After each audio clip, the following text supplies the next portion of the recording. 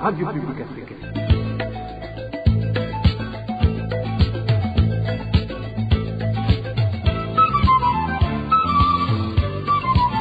Radio Publique Africaine.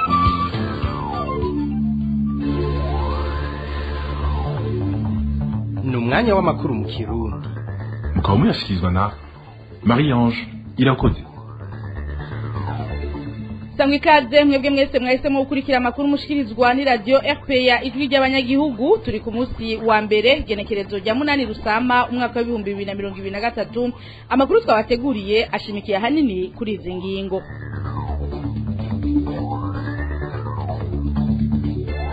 Wahoze ari umushikiranganje wa mbere General de Police Alain Guillaume Bunyoni araraye ijoro ryiwe rya mbere mwibohero rikuru ry'Ingozi. Ivyo yagirijwe ni mukanya mwidonido. Murano makuru nyene turababwira ivyavugiwe mu nama igiri ya 11 y'urwego wishinze kugarukana amahoro n'umutekano mu karere yabereye i Bujumbura. Abanyagihugu b'ikinyinya baratabaza leta kubagarukirako ni nyuma yaho batewe n'imyuzurira iturutse ku mazi y'uruzi Rusizi. Sayo gusa muraguma hafi hari n'ayandi twabateguriye mukanya idonido sangwa ikaze.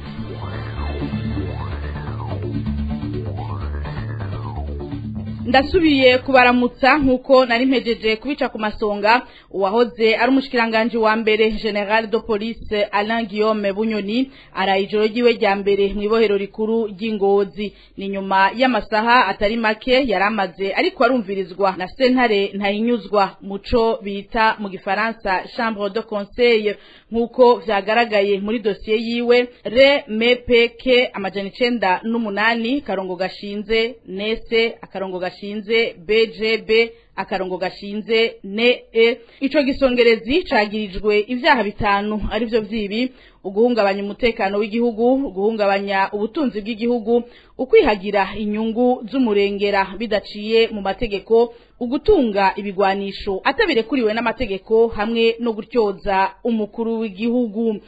Mu gisata cy'umutekano naho hari umukenyezi wo ku mutumba Vyuya komine Mugamba mu ntara ya Bururi yishwe n'umugabo wiwe yitwa Nkunzimana Melchiade mu bucagucagu bwo kuri uyu wa mbere. Uwo mukenyezi yishwe anizwe hari nk'igihe c'isaha 8 z'ubuca. Abajejwe intwaro baremeza iyo nkuru bakanamenyesha ko uyo mugabo yaciye atungwa nayo yameze ariko igipolisi kiriko kiramurondera. Uwo mukenyezi asize abana 8. Tukivuga ibiri mu gisata c'umutekano abantu 5 ni uruganda rwa RPA rwashoboye kumenya ko bishwe mu ntara 5 kuri 18 zigize igihugu muri yindwi twaraye dusozereye. Muri abo bishwe harimwo umunywanyi w'umugambwe CNL. Idonido na Dani Claire iratwumva. Felix Ndikumana batazira 20 w'imyaka 57 umwigisha wo kuri lycée Bururi yarishwe atemagujwe imipanga mu mutwe n'abantu batashoboye kumenyekana igihe yaratashe ku rugiwe ku mugwa mukuru w'intara ya Bururi kuwa gatandatu heze. Ico uwo mwigisha yahowe nticigeze kimenyekana. Kuwa gatanu heze naho uwitwa Etienne Ndariye umunywanyi w'umugambwe CNL yarishwa kerewe izosi n'abantu batashoboye kumenyekana bamutegereye atashe ku rugiwe ku mutumba Buruhukiro zone Rusengo muri komine n'intara ya Ruyigi. Mu muryango wiwe n'ubu baracasaba ko hokorwa amatohoza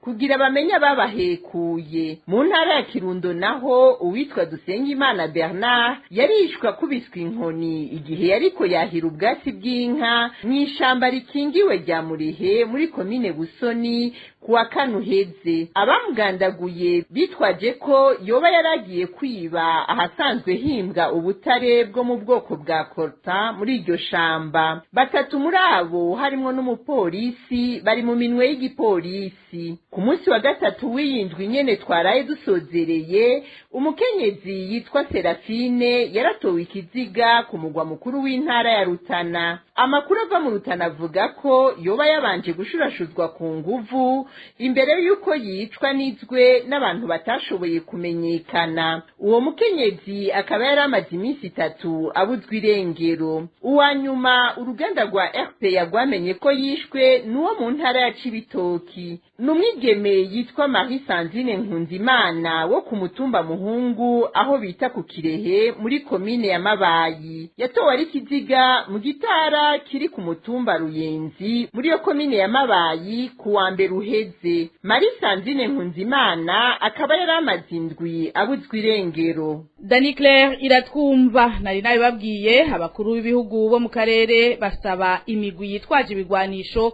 y'abanyamahanga iri mu buseruko bwa Kongo gusubira mu bihugu vyabo ataco irinze gusaba. Red Tabara niwo mugwi wo mu Burundi wavuzwe muri iyo nama igiri ya 11 y'urwego wishinze kugarukana amahoro n'umutekano mu karere yabereye i Bujumbura. Ido na Emile Nibasumba. Umugwi Red Tabara w'abarundi urimwe mu migwi yitwaje ibigwanisho akarere kavuga ko yoshira ibigwanisho hasi atakirinze gusaba igakiva muri Republika ya Demokarasi ya Kongo igatahuka mu bihugu vyayo. Muri iyo nama yabereye Bujumbura ku munsi wa gatandatu abakuru b'ibihugu n'abaserukira ibihugu vya Afrika y'Epfo, Angola, Uburundi, Centrafrica, Kongo, Republika ya Demokarasi ya Kongo, Kenya, Uganda, Uganda, Sudani y'Epfo, Tanzania na Zambia bakaba bapfunditse kandi kumugwi ujejwe gufata ingingo zitari za gisirikare wocu ukorana na leta ya Republika ya Demokarasi ya Kongo mu gutahukana abo bagwanyi b'abanyamahanga mu bihugu vyabo. Iyindi migwi yasabwe gushira ibigwanisho hasi harimwo iy'abanyamahanga niyo muri Kongo nyene, harimwo uwitwa ADF ukomoka muri Uganda, FDLR ukomoka mu Rwanda, Madina Atawhid Wahu Mujahidin, Kodeko, Milis Zaire hamwe n'abamayimayi.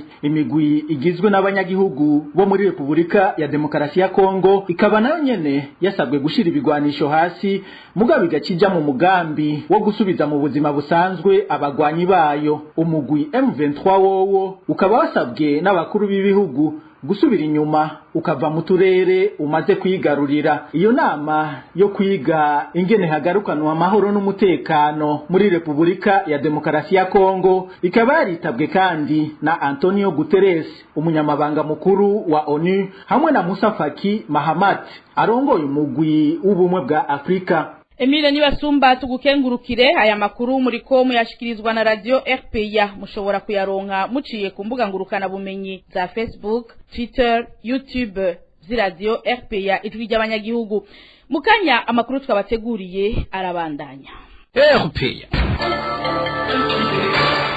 Imyidogo ni myinshi mu banyagihugu bo muri komine Ntega mu ntara ya Kirundo bivanye n'ingene bariko barakubagurwa n'imbonerakure bagirizwa kuba bubakanye nabo bubakanye bidaciye mu mategeko. Abo banyagihugu bakavuga ko badatahura ingene bagenzurwa n'ugwaruka rw'umugambwe uri ku butegetsi kandi hari abajejwe intwaro bajejwe ico gikorwa. Ido na Eric Niyonzima. Iryo kubagurwa ryakorewe abanyagihugu muri zone ya Murungurira iri muri komine Ntega y'intara ya Kirundo ryakozwe n'imbonera z'umugambwe uri ku butegetsi CNDD-FDD mw'ijoro ryo kuwa gatanu rishira wa gatandatu. Isoko ryacu muri komine Ntega rimenyesha ko mu gukubagura abanyagihugu zababwira ko zibahora kuba bubakanye bidaciye mu mategeko.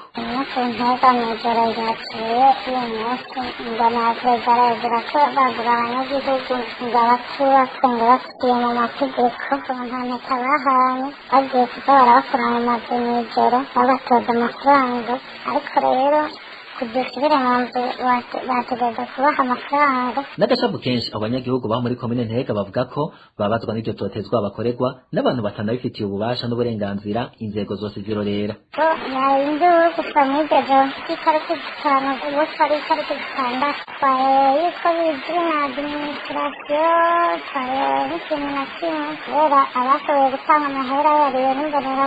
Muri kino gihe abanyagihugu basaba ababijejwe gukurikiranira hafi ico kibazo mbere bishobotse bakanagishwa inama imbere yo kwafatwa ingingo zimwe zimwe. Kuri iyo myidogo uruganda rwa RPA ntiturashobora kuronka musitanteri wa komine Ntega Pierre Claver Mbazamihigo kugira gice ashikiriza. Urakoze Eric Niyonzima. Naye babwiye mu ntango zano makuru abanyagihugu b'ikinyinya baratabaza leta ngo ibagarukireko ni nyuma yaho baterewe n'umwuzurira w'amazi avuye kukuzura k'uruzi Rusizi.